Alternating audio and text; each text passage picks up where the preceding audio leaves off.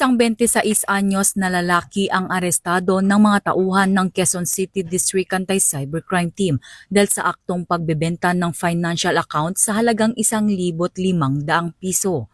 Nagkasundo ang suspect at ang biktima sa Diliman, Quezon City para sa isang pisikal na transaksyon. Matapos makumpirma na aktibo ang ibinebentang financial account ay agad itong inaresto ng mga otoridad sa isinagawang entrapment operation. Nasasangkot ngayon ang suspect sa paglabag sa Anti-Financial Account Scamming Act o AFASA na may kaugnayan sa Cybercrime Prevention Act.